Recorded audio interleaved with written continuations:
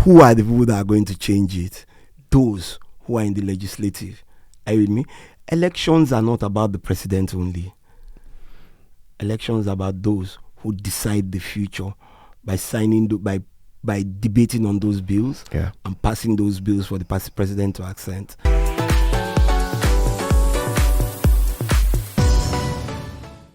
Now, talking about perception, when the civil war rather was done, in Gowon's words, he declared no victor, no vanquished. Is that really what happened?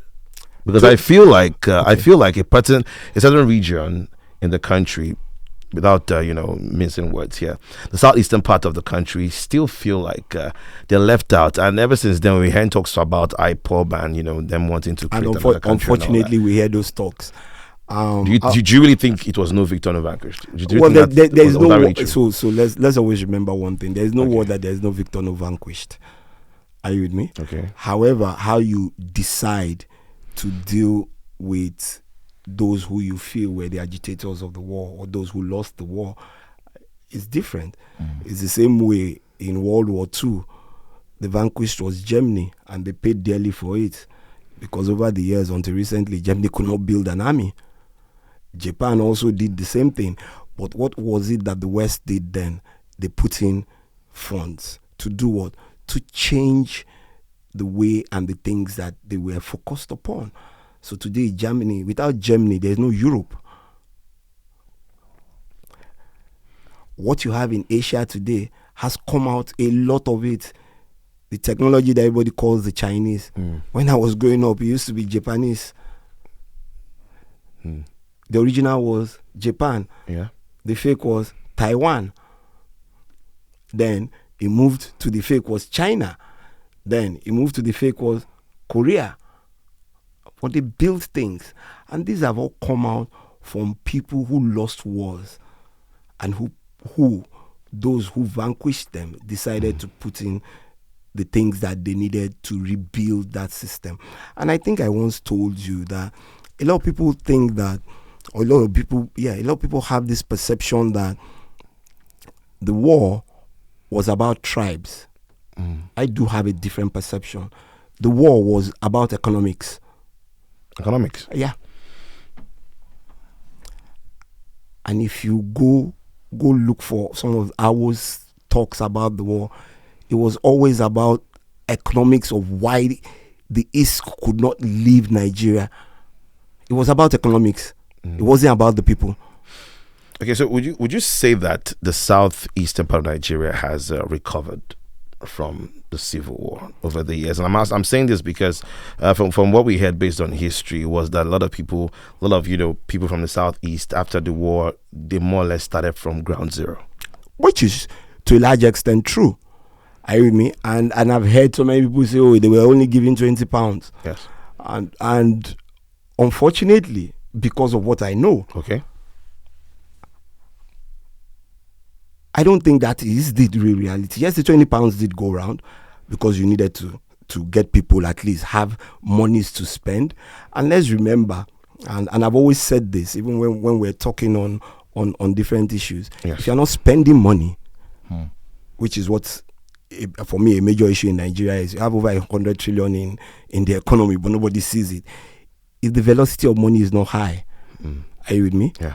Then you can't create economic growth. But I do know, and I can tell you for free, there was a developmental plan that was done after the war, which was being implemented by the Gowon regime. Why I can tell you that is because the man who wrote the development plan, God bless his soul, he's been dead for 20 years, is my father. Oh yes. And he was administered through what today is no longer existent, the African Continental Bank, who then, I think it was Sisi Ono, was the MD. And it was being implemented. So when people say that, and the question I always ask, the likes of Ikene Dilichukwu, all those big transport people and all, how do you think they came back into business so quickly? They had money And remember, not long after the war, Yeah. are you with me? Yeah. What happened? Nigeria changed its currency. Do you know the reason why? Because there was so much cash, the pounds, Yes. that they couldn't account for. So in order to be able to manage all the monies and all the investments that they were going to put in there in terms of infrastructure rebuild, they needed to do that. I don't know whether that is right or wrong. This is me listening to the man who wrote the plan. Wrote it, yeah. And I can always say that because he wrote the first ever manpower development plan in this country. And he administered it across so many cities. So when I hear a lot of people talk, it just beats me that first and foremost, are you a Nigerian? And I've always asked you that question. And anytime we have that discussion, the first thing, and I tell you, no, you cannot, you can only be a Nigerian. You can't be an Igbo man or a Yoruba man. Or you must be a Nigerian. If you're not a Nigerian, then you can't think Nigeria. Okay, so I hear you on that, right? But don't you think the system in itself is not really set up for one to think as a Nigerian? Why am I saying that?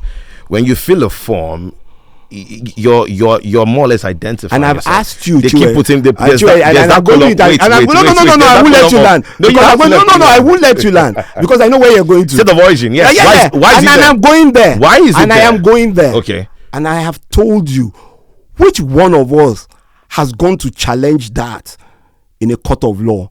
Let them show it to me in the constitution. Court of law. Yes. There are issues that you just talked about. For example, the minister who has been in courts for how there are issues. You see, Nigeria. Let's not lie that we don't know that when it comes to going to court in Nigeria, it looks like a very high mountain. You see something. I always say this, and why I say this is that if you don't go through the right process, it will come back and haunt you. In 1996 or so, Obasanjo went to jail for what? He was almost executed. He was executed, yeah. Because of the pleading and all. Yeah. And then one of the reasons why, and let me tell you one of the reasons why he was lucky. Unfortunately then, I think it was in 96. It was in 96. The administration in power then had just executed someone that the whole world had asked not to be executed. And I'm sure you remember who that was. Kensaro, yes. Exactly. So the Abacha administration, in order to try and hold face, most likely had held on that. But I asked you the question, what law did they use to prosecute Obasanjo? Has anybody ever asked? But you remember what they said, what Dia said. Oh, it was the same decree that was written in 1976. And I'll tell you one of the reasons for that decree in 1976. When you commit treason or you are part of a coup and you are a civilian, you will be tried in the court system. But Obasanjo and his friends, are you with me, decided that they were going to set up a military tribunal just to ensure that it was death penalty for everybody. And it was the same thing that held him in 1996. Fortunately, he didn't die. But I tell you till today, that decree has not been repealed. So when we say these things, are you with me? Yeah. Let's always be very careful. And I come back to after the Civil War. So when people say it was, and that's the narrative people want to share. But I have a different opinion. So do you think the Southeast has recovered from that? No. There's so, and I will use this analogy to explain it. There was a civil war in the United States in 1870 something. Are you with me? And the South lost. Do you think, or do you believe the South has ever recovered from that? Of course not. You don't recover from those things. What you do is rebuild. Yeah, but if I understand the rebuilding part of things when it comes to a war, but if it was a case of course, most times wars usually the borders between the case of unity. If the other side, who is the victor now in this situation, says, okay, you know what, let's come together, right? Do you? it's expected that from the other side there should be something done. And I had told you that there was something being done. And I've told you that there was a plan of how it was going to be. So do you believe now that something was being done, or something had been done, and investments were made there? Everybody called ACB the Igbo Bank. There was a reason for it. Some of those monies never came back. Because you don't dash people money. You don't dash businessmen money.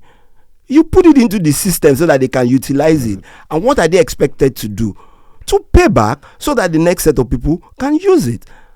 Now, how it went and how it was truncated, I really don't know. But I do know that there was a plan and it was being executed.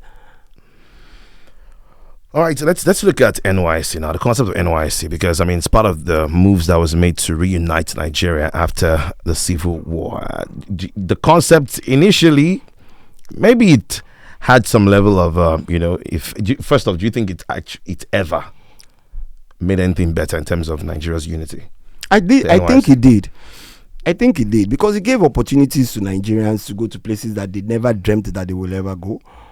Although as it went on, it now became, and as the system became worse and worse, everybody just decided that, you know what, I'm not going anywhere. A number of Nigerians look forward to NYSC and going to work in different places that they never believed that they will ever go.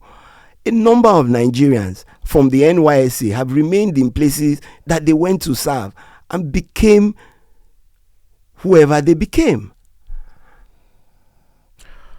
And when people say these things about about tribe and religion and all that, I use my family as a good example, and you know them all. And I've told you this. Yes. Originally, we're from Edo State. I have in-laws in the East. I have in-laws in Akwa Ibom. I have in-laws in Kano.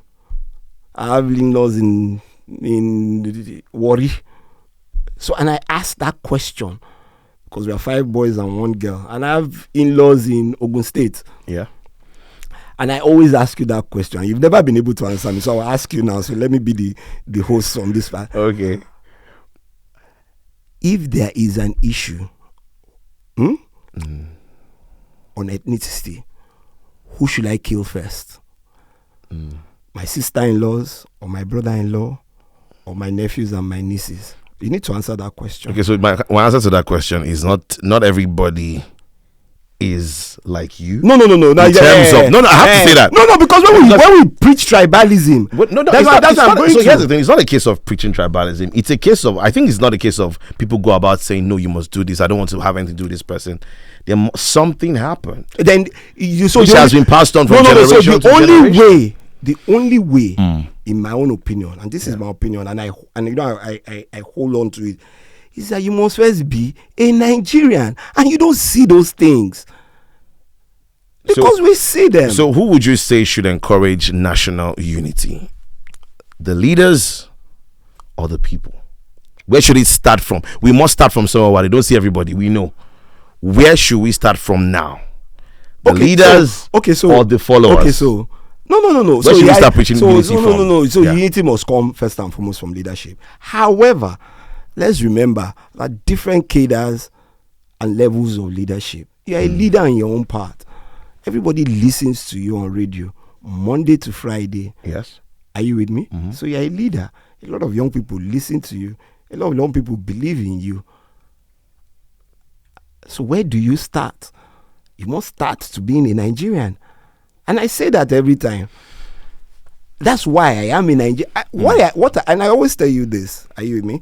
I always tell you this, and I know time is not our friend, and it will never be our friend. And I always tell you this. Yes. Whatever I am today is Nigeria. School, Nigeria. Work, Nigeria. Family, Nigeria. Contacts, Nigeria. Everywhere I have sat in the world or have gone in the world is as a result of the fact that I went through a system in Nigeria that set me and prepared me to sit on any table in the world and speak to anybody in the world. I'm a qualified accountant, Nigeria. Okay. Well, it's still. You remember that I Yeah. didn't say Edo State, oh.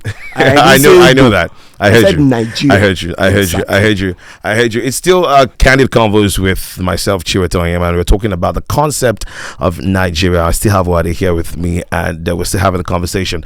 Now, you talked about, people feeling like they belong.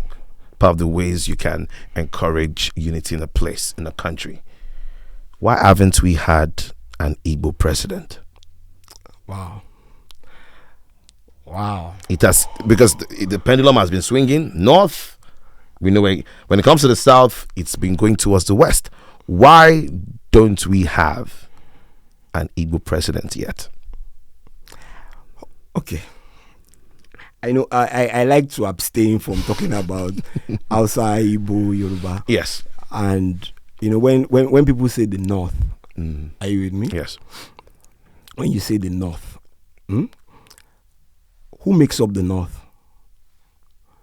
Can you tell me the people? We know some people. We know the predominant. Predominant tribe. Let's be careful. Predominant in terms of population and. Are you sure? No, are you sure? Okay, so wait. When you say, are you sure? Hear me out. If you're gonna go in that line, then what you're telling me is we should never say that the major tribes we have in Nigeria are the Hausas, Igbos, and Yorubas. And what did I tell you about amalgamation when we started? You said that was a man. It was a man. Who yes. people thought, and let me put it back this way. Yes. Who people thought he had 3 wives, but had 700 wives. That's the issue. Because so Solomon had the wife that used to sit with him in the court. Yes. Are you with me? Mm-hmm. Does it necessarily mean that that was the wife that had to make those decisions? And where the other wives refuse, or let me not use the word refuse, do not believe. Yes. Are you with me? That we're now using from the context of Solomon, out of the 700 wives and 1,000, let's leave the concubines, Okay. Let's use the 700 wives. If you read through, or if you go through some of this history and some of the write-ups, not in the Bible, by people who knew Solomon, he always sought. That's why he had so much wisdom. So he sought advice from so many. Maybe that's why he had 700 wives. Exactly.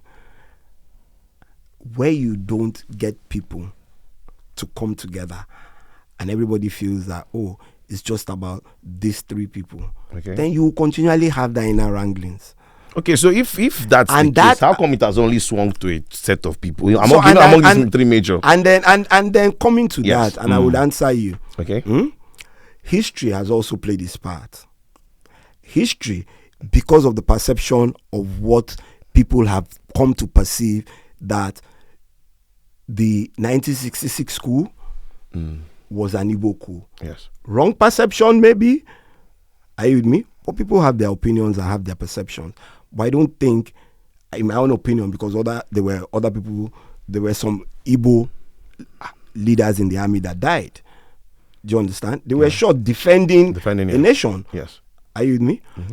So I don't think it was. But perception, and you remember when I said that perception was brought about by a delay in what people thought. And it's all people thinking. Do you understand? So of course it comes up, and that's why I said there's nowhere you lose a war that you will pay some price. It might not be very obvious to the eye, but you will pay that. Now, coming back to that, the politics of Nigeria, are you with me? It became clear as we went on, and it was now tied under the original 3 regions in Nigeria. Yes. And then the 4th region would decide which side they wanted to fall to, whether they fell to the west or they fell to the east, or sometimes went to the north, and which was exciting. But today they've turned it back to those 3 blocks. So whether you say 6 geopolitical zones or not. But one of the things that you're beginning to see in the politics of Nigeria today is that middle belt, who everybody used to take as the block of the north, is also breaking away. So there are practically 4 major blocks within Nigeria. Now, how do you win an election? You must appeal to at least 2 of the blocks. to at least one of the blocks. Okay. Or no, two. Now that I've said there's a fourth block, at least two of the blocks. So it's either you are pallying with the north as the north or the middle belt as it is. So that can give you victory. Or you're saying, oh, it's the north and the west. I leave the middle belt. They can go anywhere. And that's politics. And you have to play it that way. The one thing I saw in 2023 was the politics was more open to a large extent. And I think it was because of the Peter Obi factor, which started to talk Nigeria. I remember where I started from. Talk Nigeria and be Nigeria. Because that's what we must be. We can't be Igbo outside Yoruba, unfortunately. We must be Nigeria. Okay, I hear you on that, but when you look at some setups, and I'm still on that, I don't think I'm satisfied with your answer in terms of why I haven't gotten an Igbo president, is when we look at even our major political parties who, we've seen them carry out things that they call zoning. We haven't really seen any of them zone to favor a man from the southeast of Nigeria. If I'm saying this because it looks like that's the final fix, or the final, if for lack of a better word, if you watch Avengers a lot, the final ring to activate the whole Thanos finger and all that. It looks like that's the final thing to perhaps maybe encourage the conversation about unity in Nigeria. And to an extent, yes, I agree. So why hasn't that happened so far? Because we see Igbo politicians in these major parties holding top positions, but when it comes to presidency, for some reason or the other, a good example is PDP. If there's any political party that enshrined the whole concept of zoning in their constitution, was the PDP. But what's happened in 2023? Articles still and that's also, and like I said, and that's also because of the fact that people have self-interest. Are you with me? And then they break the process. The process is very important. You can't continue if you don't have a process.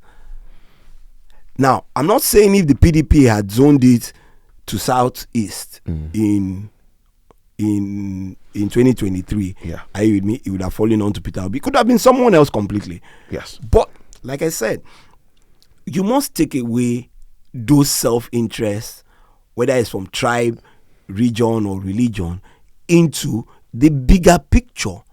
And what is the bigger picture? The bigger picture is Nigeria.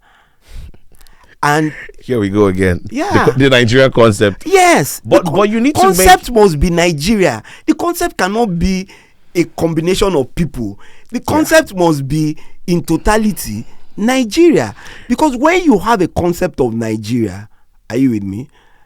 Chiwete, I don't see you as Igbo. And I don't see anybody as Yoruba or Hausa or Ijo. What? I see you, first and foremost, as someone who wants to promote what it means to be Nigerian.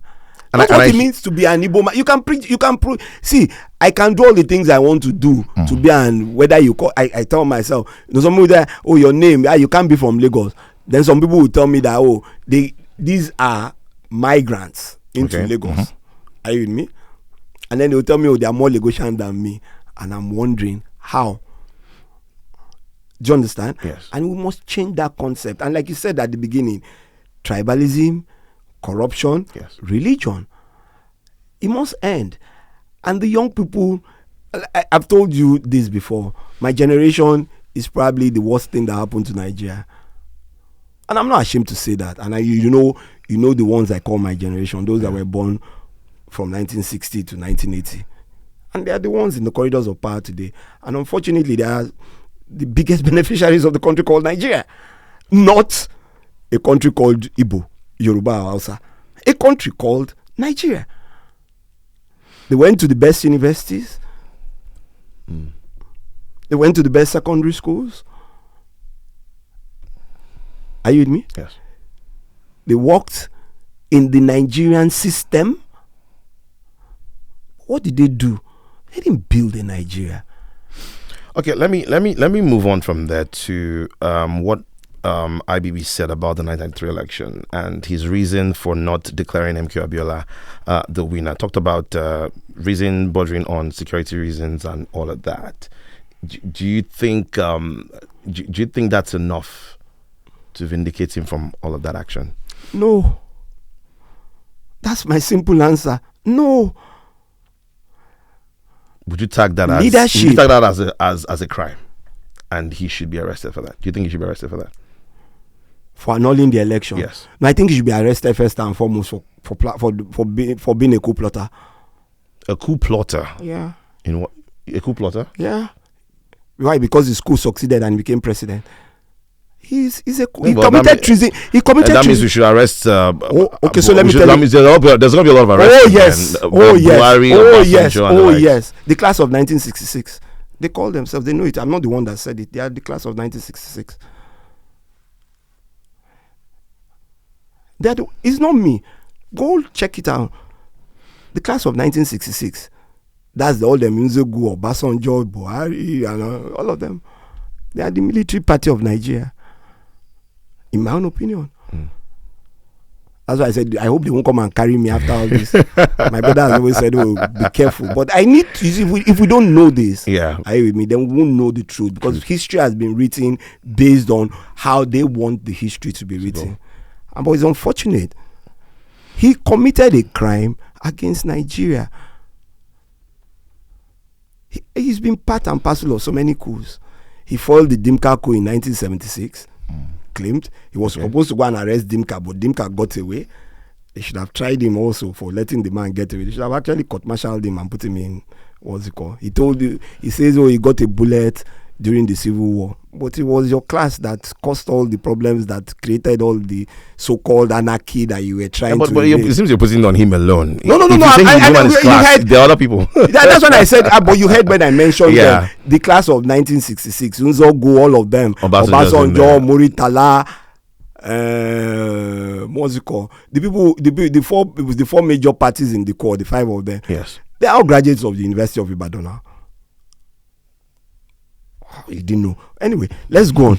so that you don't think that it was any command that they go and read it now. It's there. Ademi Logun or what? Go on, they're there. That's where they met.